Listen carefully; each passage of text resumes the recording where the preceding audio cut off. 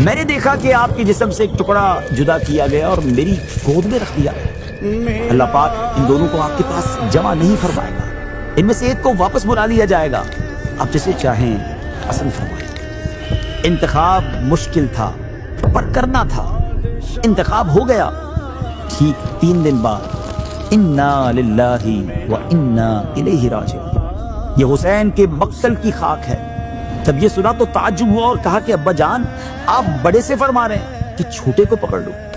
یہ وہ مقام تھا جسے آج دنیا کربلا کے نام سے جانتی ہے۔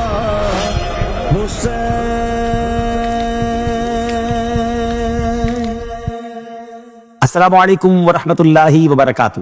ناظرین، ہر سال جب بھی محرم شریف کا چاند نظر آتا ہے تو صرف ایک نیا مہینہ ہی شروع نہیں ہوتا، بلکہ امت مسلمہ کے دلوں میں ایک عظیم قربانی کی یاد بھی تازہ ہو جاتی ہے۔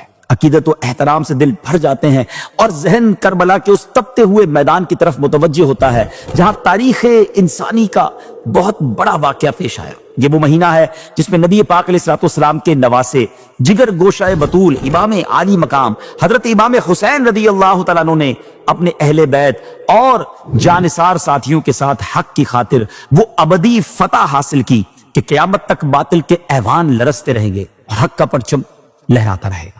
محرم کا چاند نظر آتے ہی مدینے والے کے پیارے لاڈلے یاد آتے ہیں، وہی پیارے حسین جنہیں نبی پاک علیہ الصلوۃ والسلام سینے سے لگاتے تھے اور جن کے بارے میں یہاں تک فرمایا حسین مجھ سے ہیں اور میں حسین سے ہوں۔ مگر افسوس اسی جسم کے ٹکڑے کو کربلا کی تپتی ریت پر 3 دن کا پیاسا شہید کر دیا گیا۔ انمول ہے جہاں میں شہادت حسین کی۔ محرم ہمیں صبر، وفا اور قربانی کا درس دیتا ہے کہ حق کی خاطر سر کٹایا تو جا سکتا ہے مگر باطل کے سامنے جھکایا نہیں جا سکتا۔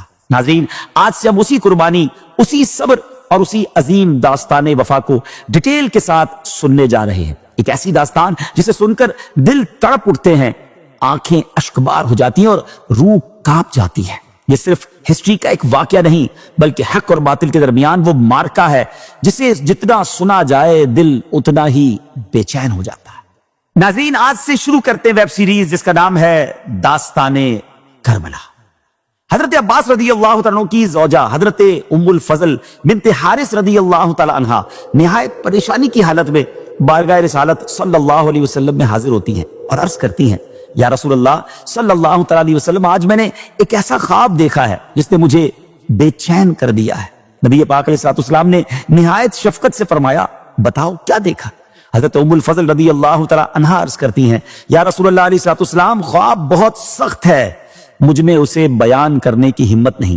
نبی پاک علیہ الصلوۃ والسلام دوبارہ فرماتے ہیں تو عرض کرتی ہیں، میں نے دیکھا کہ آپ کے جسم مبارک سے ایک ٹکڑا جدا کیا گیا اور میری گود میں رکھ دیا گیا ہے۔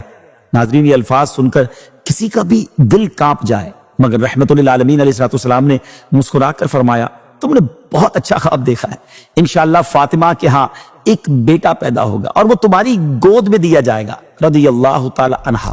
اس واقعے کے کچھ ہی عرصے بعد مدینہ منورہ کی فضاؤں میں خوشی اتر آئی، جنت کے پھول کی آمد ہوئی اور امام عالی مقام حضرت امام حسین رضی اللہ تعالیٰ عنہ اس دنیا میں تشریف لے آئے۔ پھر حضرت ام الفضل رضی اللہ تعالیٰ عنہ کی گود میں دیے گئے، یوں وہ خواب حقیقت بن گیا۔ ویورز، حضرت امام حسین رضی اللہ تعالیٰ عنہ کی ولادت سن 5 ہجری شعبان المعظم کے مہینے میں مدینہ طیبہ میں ہوئی۔ نبی کریم علیہ الصلوۃ والسلام نے آپ کے کان میں اذان دی اور اپنے لعاب دہن سے آپ کے منہ کو معطر فرمایا۔ 7ویں دن آپ کا نام حسین رکھا گیا اور عقیقہ فرمایا گیا۔ نبی پاک علیہ الصلوۃ والسلام نے ارشاد فرمایا، حضرت ہارون علیہ الصلوۃ والسلام نے اپنے بیٹوں کے نام شبر و شبیر رکھے تھے اور میں نے انہی کے نام پر اپنے بیٹوں کے نام حسن اور حسین رکھے ہیں۔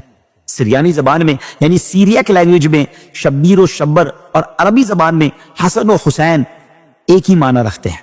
پھر آقا علیہ الصلوۃ والسلام نے یہ بھی فرمایا، حسن اور حسین جنتی ناموں میں سے 2 نام ہیں، زمانہ جاہلیت میں عرب ان ناموں سے واقف نہ تھے، یعنی یہ ایسے یونیک نام تھے کہ دنیا میں سب سے پہلے اگر کسی کے رکھے گئے تو حضرت امام حسن اور امام حسین ہیں۔ آپ کے فضائل میں بے شمار احادیث مبارکہ بیان ہوئی۔ نبی کریم علیہ الصلوۃ والسلام نے فرمایا، حسین مجھ سے ہیں اور میں حسین سے ہوں۔ ایک مرتبہ میرے آقا علیہ الصلوۃ والسلام مسجد میں تشریف لا اور فرمایا، میرا چھوٹا بچہ کہاں ہے؟ اتنے میں ننھے امام حسین رضی اللہ تعالیٰ دوڑتے ہوئے آئے، پیارے آقا علیہ الصلوۃ والسلام کی گود میں بیٹھ گئے۔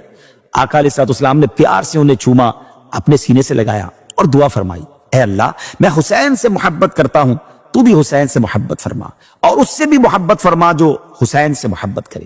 نبی پاک علیہ الصلوۃ والسلام صحابہ کرام سے فرمایا کرتے تھے جسے یہ پسند ہو کہ جنتی جوانوں کے سردار کو دیکھے تو وہ حسین بن علی کو دیکھ لے۔ آقا علیہ الصلوۃ والسلام حسنین کریمین کو پھولوں کی طرح سونگتے تھے، اپنے سینہ مبارکہ سے لپٹاتے تھے، ان کے چہروں کو دیکھ کر خوش ہوتے تھے۔ یہ نبی پاک علیہ الصلوۃ والسلام مولا علی المرتضیٰ کرم اللہ تعالی وجہ الکریم اور بی بی فاطمہ رضی اللہ تعالیٰ عنہ کی تربیت ہی کا اثر تھا کہ امام علی مقام عبادت، تقوی، صبر اور سخاوت کا عظیم پیکر بن گئے۔ آپ رضی اللہ تعالیٰ عنہ نے تقریباً 25 حج پیدل عطا فرمائے، جی ہاں 25 حج پیدل ادا فرمائے، اور روزانہ صدقہ و خیرات، عبادت اور نیکیاں آپ کی زندگی کا اہم پارٹ تھی۔ آپ کو نماز سے ایسی محبت تھی کہ میدان کربلا میں بھی نماز نہ چھوڑی۔ پھر ایک دن ایسا آیا کہ پیارے آقا علیہ الصلوۃ والسلام ان کو اپنی ایک ران پر اور اپنے شہزادے حضرت ابراہیم علیہ الصلوۃ والسلام کو دوسری ران پر بٹھائے ہوئے تھے کہ حضرت جبریل امین علیہ الصلوۃ والسلام حاضر ہوئے اور عرض کیا، یا رسول اللہ علیہ الصلوۃ والسلام، اللہ کریم ان دونوں کو آپ کے پاس جمع نہیں رکھے گا، ان میں سے ایک کو واپس بلا لیا جائے گا، اب آپ جسے چاہیں پسند فرما لیں۔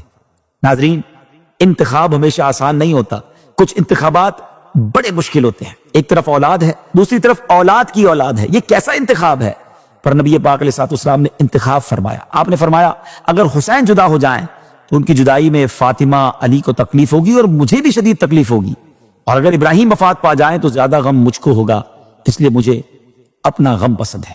ناظرین، اس واقعے کے صرف 3 دن بعد حضرت ابراہیم رضی اللہ تعالیٰ عنہ دنیا سے رخصت ہو گئے، اور اس کے بعد جب بھی امام حسین نبی پاک علیہ الصلوۃ والسلام کی خدمت میں حاضر ہوتے تو پیارے آقا علیہ الصلوۃ والسلام ان کی پیشانی کو چومتے، آنکھیں بھر آتی اور لوگوں سے فرماتے، میں نے حسین پر اپنے بیٹے ابراہیم کو قربان کیا ہے۔ ایک مرتبہ حضرت امام حسین رضی اللہ تعالیٰ عنہ اور امام حسن رضی اللہ تعالیٰ عنہ پیارے آقا کے سامنے کم سنی کے زمانے میں آئے اور وہ ایک دوسرے سے کشتی لڑ رہے تھے، تو نبی پاک علیہ الصلوۃ والسلام بیٹھے ہوئے یہ کشتی ملاحظہ فرما رہے تھے، تو حضرت حسن سے پیارے آقا نے فرمایا کہ حسین کو پکڑ لو۔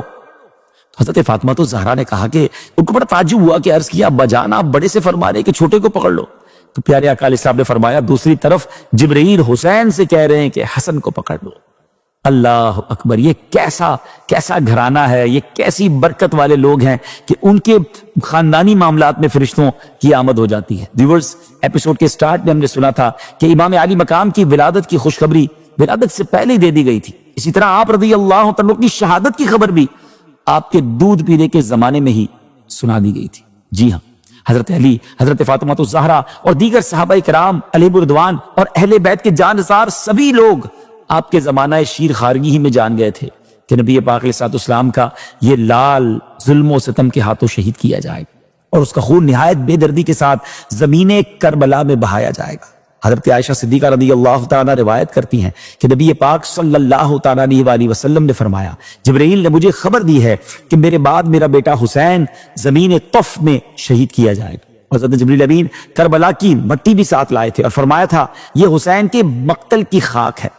ناظرین، طف کوفہ کے قریب اس مقام کا نام تھا جسے آج دنیا کربلا کے نام سے جانتی ہے۔ اسی طرح کبھی بارش کے فرشتے کے ذریعے خبر دی گئی تو کبھی ام سلمہ رضی اللہ تعالیٰ عنہ کو خاک کربلا دینے اور اس خاک کے خون ہو جانے کو شہادت امام حسین کے سائن قرار دینے کا ذکر ملتا ہے، جس سے معلوم ہوتا ہے کہ نبی پاک علیہ الصلوۃ والسلام کو ان کی شہادت کے بارے میں بار بار اطلاع دی گئی اور آپ نے بھی بارہا اس کا ذکر فرمایا، جس کی وجہ سے حضرت امام حسین رضی اللہ تعالیٰ عنہ کی شہادت کی خبر بچپن سے ہی خوب مشہور ہو چکی تھی۔ سب کو معلوم ہو گیا تھا کہ آپ رضی اللہ تعالیٰ عنہ کربلا کے میدان میں شہید کیے جائیں گے۔ مولا علی کرم اللہ تعالیٰ وجہ الکریم تو خود اس مقام کو دیکھ کر آئے تھے جہاں امام پاک نے شہید ہونا تھا۔ آپ رضی اللہ تعالیٰ عنہ جب اس مقام پر پہنچے تو فرمایا، نبی کریم علیہ الصلوۃ والسلام نے مجھے خبر دی تھی کہ حسین فرات کے کنارے شہید کیے جائیں گے۔ پھر آپ اس مقام پر گئے جہاں بعد میں شہداء کی قبریں بنی اور فرمایا یہاں ان شہداء کے اونٹ باندھے جائیں گے، یہاں ان کے کجاوے یعنی سیڈلز رکھے جائیں گے، یہاں آل محمد علیہ الصلوۃ والسلام کے جوان شہید ہوں گے اور آسمان و زمین ان پر روئیں گے۔ ناظرین ذرا غور کیجئے، نبی پاک علیہ الصلوۃ والسلام جانتے تھے، مولا علی کرم اللہ تعالیٰ وجہ الکریم جانتے تھے، سیدہ فاطمہ الزہرا رضی اللہ تعالیٰ عنہا جانتی تھی، پورا اہل بیت جانتا تھا کہ حسین کربلا میں بے دردی کے ساتھ شہید کیے جائیں گے۔ مگر کوئی حضور کی بارگاہ میں آ کر یہ عرض نہیں کرتا کہ حسین کی خبر شہادت نے تو دل اور جگر پارا پارا کر دیا ہے، اب آپ دعا فرمائیں کہ اللہ عز و جل حسین کو اس حادثے سے محفوظ رکھے۔ کسی نے یہ دعا نہ کی کہ یا اللہ کربلا نہ آئے، کیونکہ محبت والے آزمائش سے بھاگا نہیں کرتے، وہ اللہ کی رضا پر سر جھکا دیتے ہیں۔ نبی پاک علیہ الصلوۃ والسلام کی آنکھوں سے آنسو بہتے تھے مگر زبان پر رضا تھی، مولا علی کے دل پر غم تھا مگر لبوں پر صبر تھا، سیدہ فاطمہ کے رضی اللہ تعالیٰ عنہ کے دل میں درد تھا مگر دعا یہی تھی کہ میرا حسین کامیاب ہو جائے۔ شاعر کہتے ہیں نا، زبان پر شکوے رنج و علم لایا نہیں کرتے، نبی کے نام لیوا غم سے گھبرایا نہیں کرتے۔ اور ناظرین پھر وقت آیا، کربلا میں سب کچھ چلا گیا، کل گھر اجڑ گئے، خون سے لت پت جسم تڑپتے رہے، ننھے بچے پیاس سے بلبلاتے رہے، ماؤں کے لال خاک پر گرے رہے مگر حسین ہارے نہیں، سر کٹ گیا مگر جھکا نہیں۔ اس لیے آج بھی دنیا کہتی ہے کربلا شکست کا نہیں، حسین کی کامیابی کا نام ہے۔ شاعر کہتے ہیں نا، قتل حسین اصل میں مرگ یزید ہے، اسلام زندہ ہوتا ہے ہر کربلا کے بعد۔ ناظرین وقت اب اختتام کو پہنچا، اگلے ایپیسوڈ میں ہم بات کریں گے یزید کی کہ یہ بدبخت کون تھا اور امام حسین رضی اللہ تعالیٰ عنہ سے اس کی دشمنی کی اصل وجہ کیا بنی۔ اپنی دعاؤں میں یاد رکھیے گا۔ السلام علیکم ورحمۃ اللہ وبرکاتہ۔ تاریخ کا ایسا دور 60 ہجری جب حاکم بنا فاسق و فاجر، شرابی، بدکار، ظالم یزید۔